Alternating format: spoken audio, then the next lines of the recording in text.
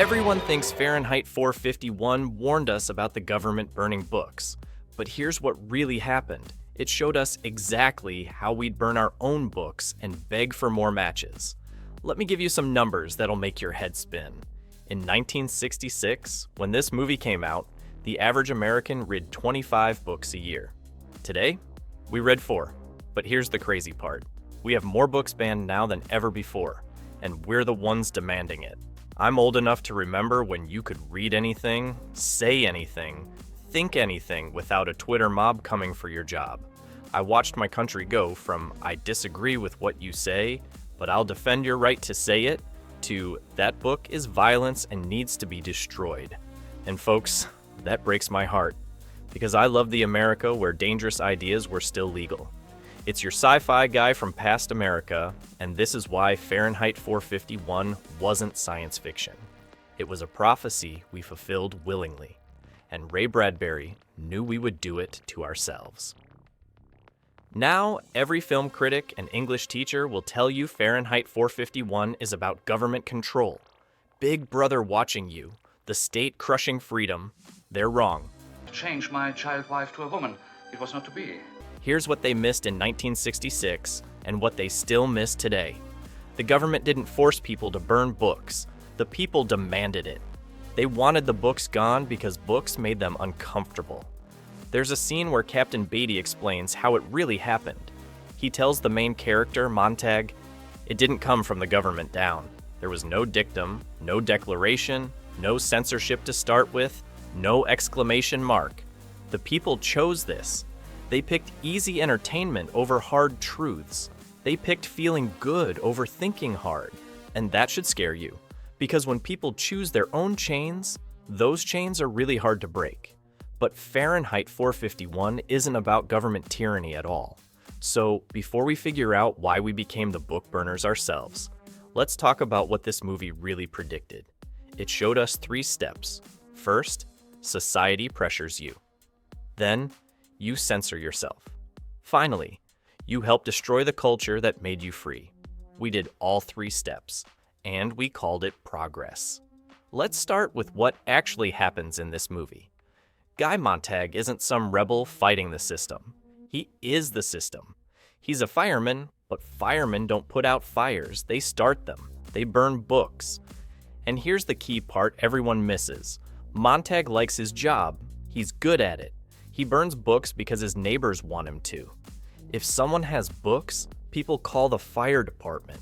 The community polices itself. His wife, Mildred, spends all day watching TV walls, giant screens that fill her living room. She calls the TV characters her family. She takes pills to feel happy.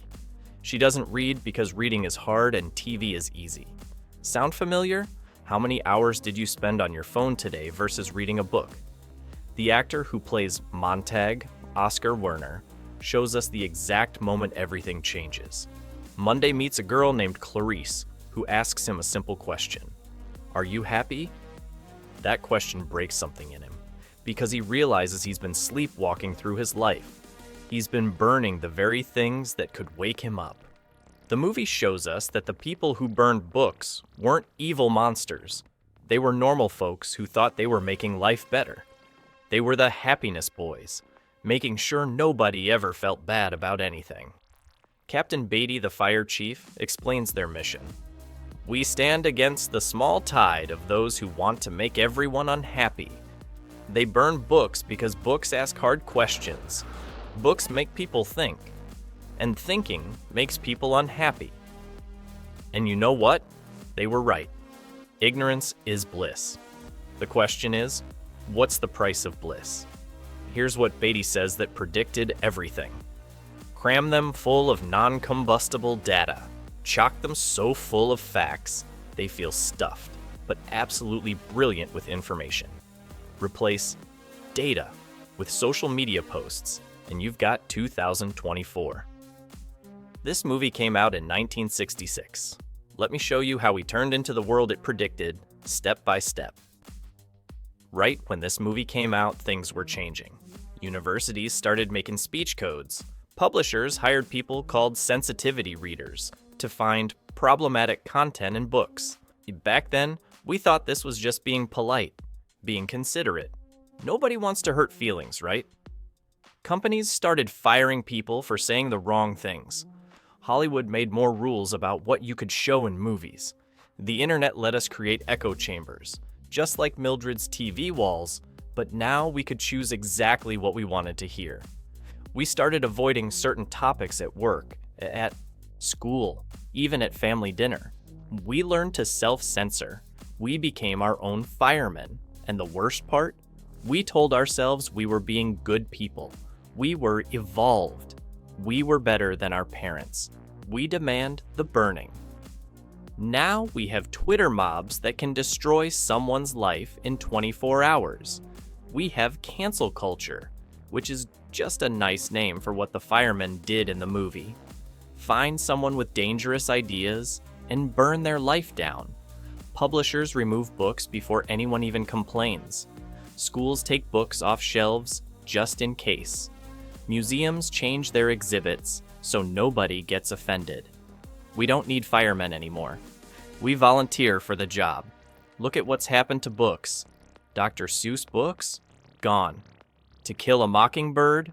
Too dangerous for high schools. Huckleberry Finn? Banned for bad words. Even Harry Potter gets challenged now. First for witchcraft, then for not being woke enough. Our kids are growing up in a world where adults are too scared to let them read the books that made us who we are. And here's the really twisted part. We're not burning books because we hate reading. We're burning them because we love our kids. We want to protect them. We want them to be happy and safe. Just like the firemen in the movie. Amazon removes books from their website. Google buries search results. YouTube deletes videos. Your digital library can disappear overnight, just like that scene where the firemen use flamethrowers on paper books. But here's what makes it even more like the movie. We're doing this globally now. Canada arrests people for hate speech. The UK puts citizens in jail for tweets. Australia blocks websites. Even countries that used to value free speech are burning books in their own digital way. And the technology makes it so easy. One algorithm change, and millions of people never see certain ideas again. One fact-check label, and people stop sharing information. One phone call from the right bureaucrat, and entire topics disappear from the internet. It's like giving every fireman in the world a magic flamethrower that can burn ideas across every screen on Earth. We even have the modern version of Captain Beatty's firemen. They're called fact-checkers. They decide what's true and what's misinformation. They're keeping us safe from dangerous ideas. And just like in the movie, most people are grateful for the protection. So here we are in 2024. Did we learn from Fahrenheit 451? We became it. The average American now spends over 7 hours a day staring at screens. That's more than a full-time job. We get our news in 15-second clips. We read 280 characters instead of 300 pages. Our attention spans are shorter than goldfish. Complex ideas scare us. We want simple answers, quick fixes, easy entertainment. We chose Mildred's world. We picked the TV walls. And just like in the movie, we're medicating ourselves to feel happy. Americans take more antidepressants than any people in human history. We live in the safest, richest, most comfortable time ever. And we're more anxious and depressed than ever. Because comfort isn't the same as happiness. Safety isn't the same as freedom. We created safe spaces where people never have to hear ideas that upset them. We put trigger warnings on everything. We're so afraid of mental discomfort that we've made intellectual growth nearly impossible. And our kids are paying the price. They're growing up afraid of words, afraid of ideas, afraid of thinking for themselves. Here's the really sick irony. The people who claim to be fighting fascism became the fascists. The anti-hate crowd spreads hate for anyone who disagrees. The inclusion movement excludes traditional viewpoints. The tolerance police are intolerant of different opinions. The resistance serves the establishment. We have Beatty's firemen everywhere now. They work for tech companies, universities, media corporations, government agencies. They all have the same mission: keep people happy by keeping them ignorant. And the scariest part? Most people love it. They feel safer when someone else does their thinking for them. The book people in Fahrenheit 451 had to memorize entire books to preserve them. They became living libraries, hiding in the woods, keeping knowledge alive. I wonder sometimes, what knowledge are we losing right now while we celebrate how enlightened we are? The verdict. So was Fahrenheit 451 a warning we ignored? Number. It was a prophecy we fulfilled, step by step, choice by choice. Ray Bradbury understood something about human nature that most people miss.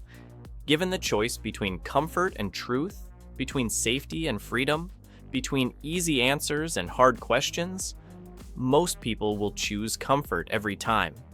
The government didn't need to burn our books. We begged them to do it for us. We made it easier and easier until they barely had to lift a finger. And that's the most dangerous tyranny of all, the kind people demand. For their own protection, every generation thinks they're the good guys. Every generation thinks they're fighting the right fight. But most of the time, they're just burning different books and calling it progress. The real test of freedom isn't whether you can say popular things. It's whether you can defend the right of people to say things you hate. And we failed that test. We stopped being Americans and became something else. Something smaller. Something scared.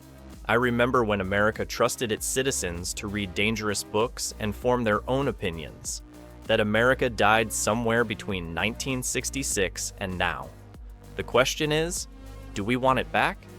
Because the book people are still out there, in small towns and big cities, in libraries and living rooms, people who still believe that a free mind is worth more than a safe space. They're memorizing the books we're forgetting. They're keeping the flame alive while the firemen work. Maybe it's time we stopped being the firemen in our own story. Maybe it's time we remembered that the books they want us to burn are usually the ones we need to read the most. Tell me in the comments, what book do you wish you could read again without looking over your shoulder? What idea are you afraid to think out loud? Because until we can answer those questions honestly, we're still living in Fahrenheit 451's world. And Ray Bradbury is still right. Thanks for watching, and remember, in a world of firemen, be a book person.